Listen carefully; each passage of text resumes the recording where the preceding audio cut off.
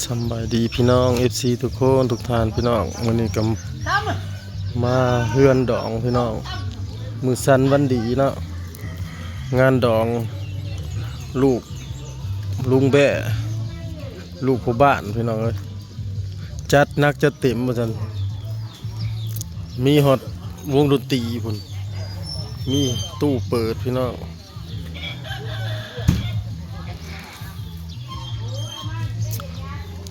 แขกบ่ทันมาเนาะตรงนี้ก็ยังเศร้าอยู่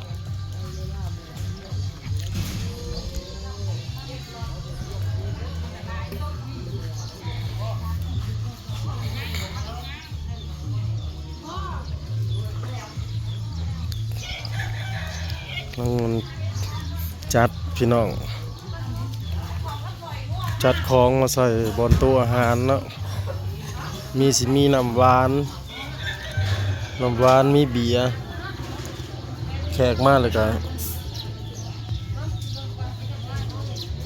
ใครกินเปิดกินพี่น้อง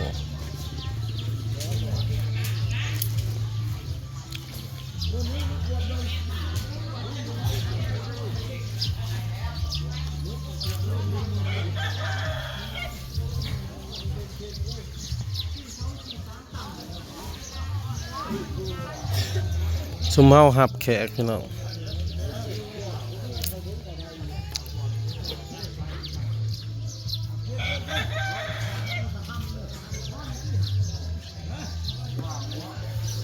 ลมงัว2 ตัวเมื่อคืนนี่พี่น้องลมแต่เที่ยงคืนเมื่อวานนี่ตัวหนึ่ง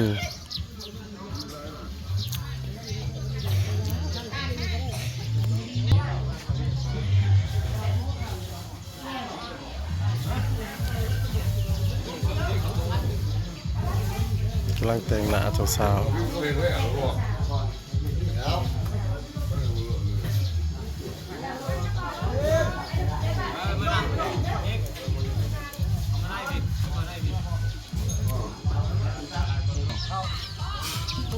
ตัวยืนบ้านเธอปึ้มมาปูฝาปูนฝาหน่อย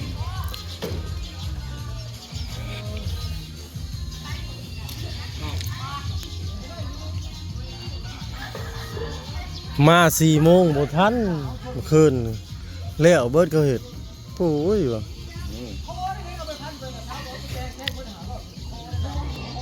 เอาแต่อาหารนั่นแหละกระโปรงเจ้าเป็ดเจ้ากระปุ้นกับมันหลายแนวอาหารการกินนั่นแหละเป็นข้าวซื่อๆข้าวซื่อถือว่าข้าวพี่น้องเขาเนาะถือว่าเขา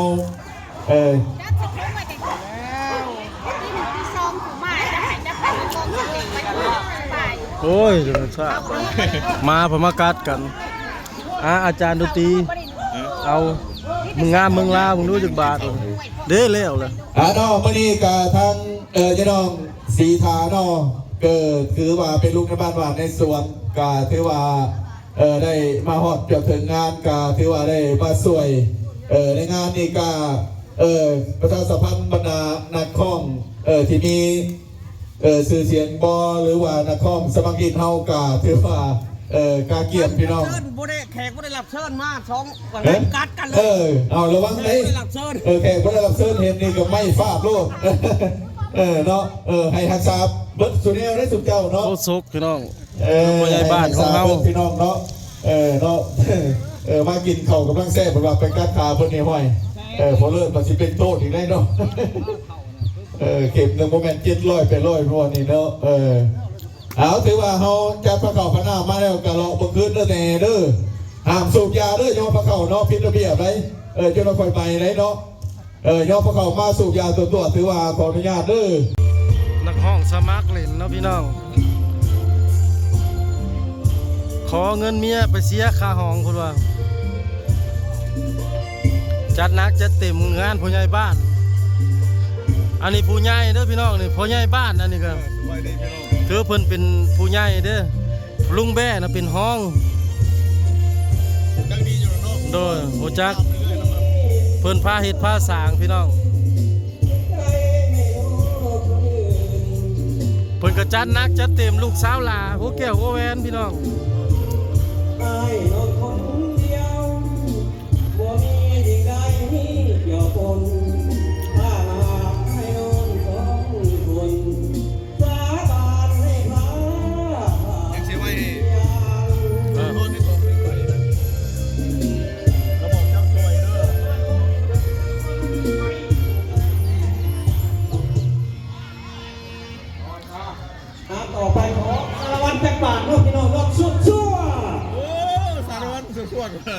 มันนี่จ้ะ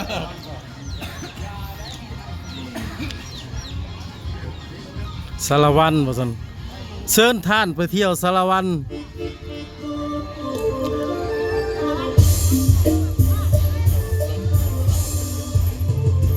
ฮัลโหลฮัลโหลฮัลโหลดูว่าในห้องสมาธิเราคนที่มาเอา3-4บทเพลงดูว่านี่ว่าจะเอาบทเพลงเดียววันนี้แฮปปี้บทเพลงหนึ่งเดียวสารวัตรภาคใต้ดูว่าเอาเสริมหมดแล้วกันพี่น้องเดี๋ยวเป็นไกลดูพี่น้องสารวัตรแดนใต้ดูพี่น้องเดี๋ยวเอาเดี๋ยวโอ้ย ไป ทาวันกับสาวพัน แม่นัง เมทาวันกับสาวพัน แม่ทาวันกับสาวพันธุ์ แล้วผากมาเรื่อยๆ เด้น่ะน้ำลูกตาน่ะมันนี่ไผนี่ทองน้องสโนว์เบิดแล้ว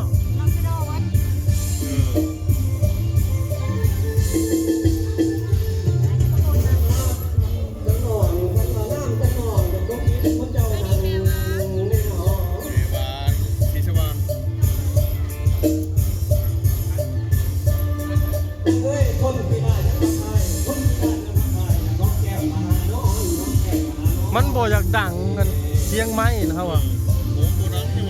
พอตู้200น้อยพอดอกโอ้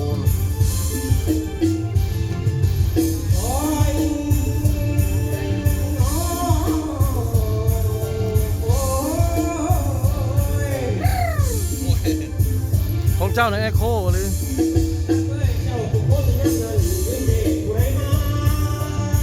เฮ้โอ้ยผมมีบอยกำลังใจคนนี้เด้สองเพลงนี่เนาะ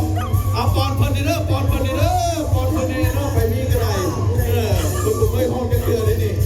เอาผมก็เอ้ยให้คนนี้มาได้น้ำใจเป็นเบียร์ก็ได้เบียร์ก็ได้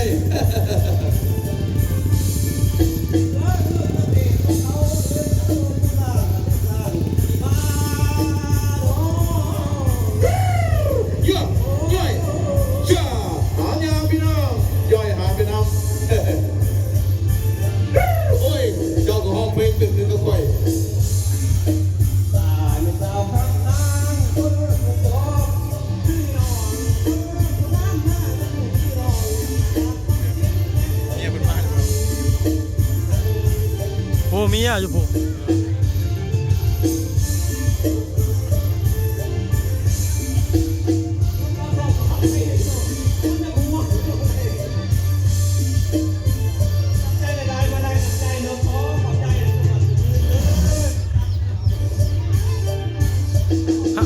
อยู่ทั้งหลังบ่คักบ่เสียงบ่ม่วนบ่ว่า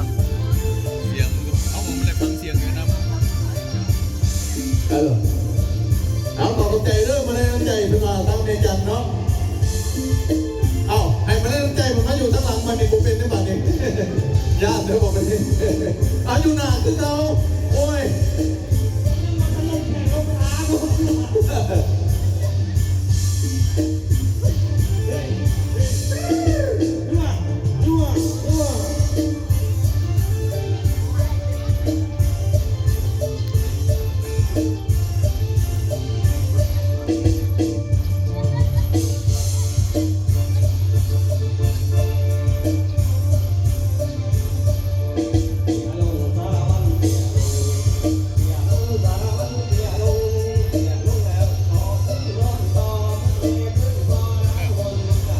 แดดมากเลยแม่เจ้าสาว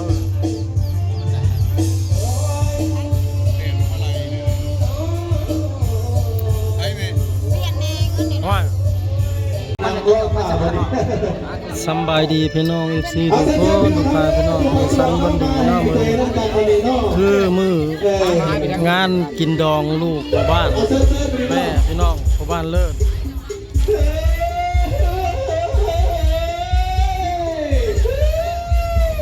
ได้มาอยู่น้ำกัน 2-3 ปีแล้วพี่น้อง เคยมาแล้วนะ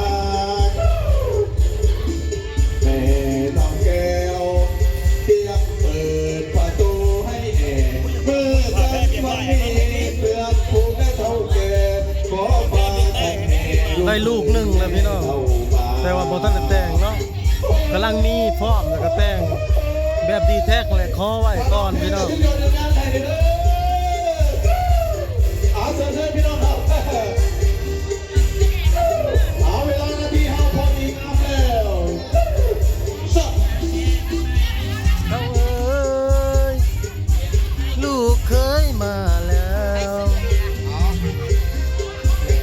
เอาแก้วช่วยเปิดประตูให้หน่อยเมื่อฉันวันดีเพื่อนผู้ ไปหาวที่มันเต่าหวาน ลุงกำลังเพลงวันที่ร้องมันนะลุง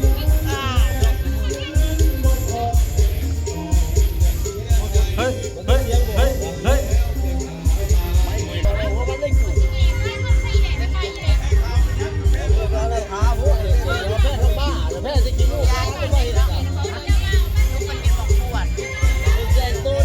เจิบน้ำเลย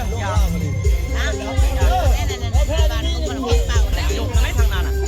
ยกงอบทางนั้นอ่ะพ่อยกกระทุนไปแหละตอนแรก เงินบ่พอแต่ง ฮะ ว่า ไปเศร้า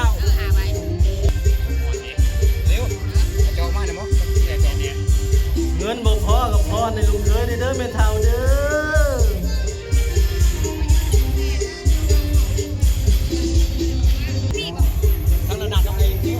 ได้กันแล้วที่หามาที่ให้ได้กันแล้วที่หามาที่ให้เอ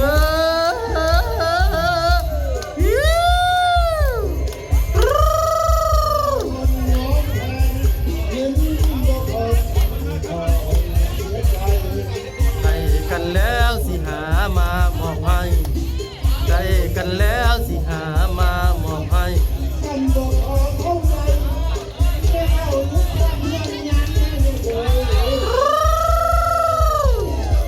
เฮ้ยเฮ้ยเฮ้ยเฮ้ยเฮ้ย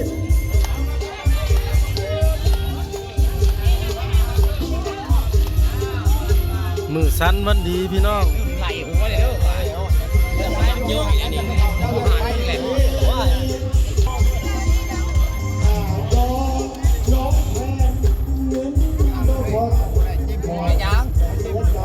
ลายไม่เอาจ้ะ เฮ้ยเฮ้ยเฮ้ยเฮ้ย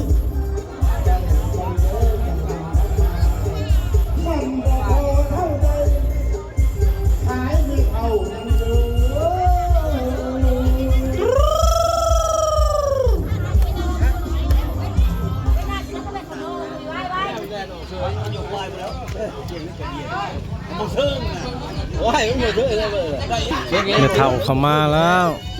เนาะไอ้เด้อ แม่เคยเรียบร้อยบ้านนี้ เจ้าบ่ยับแล้วก็บวมเลยนี่มันบ่เซิงเองเป็นหยัง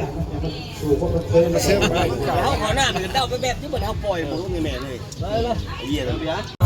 นักห้องมาเองเลย ห้องสดๆพี่น้อง อยู่ทางด้านหลังพี่น้องเขาเป็นผู้จุดเงินก็บ่สยังแล้ว เงินบ่มีบ่กีบเงินอยู่น้ำเจ้า เจ้าเขาผูกแขนอยู่ผูกแขนแล้วมาจดเลยนะจดหน่อยคอยจดเองซอยเองบ่ได้นะหูจักอยู่นางนอนใครบ่บ้านจด600คอยผูกแขนเด้ ขอเข้าใจเด้อน้อง ร้อยหนึ่ง บรรดาทางทุกภาคส่วนนอกจากพิเศษคือทางน้องบนสวรรค์ครับในวงในการทางน้องแหล่เฮาเนาะ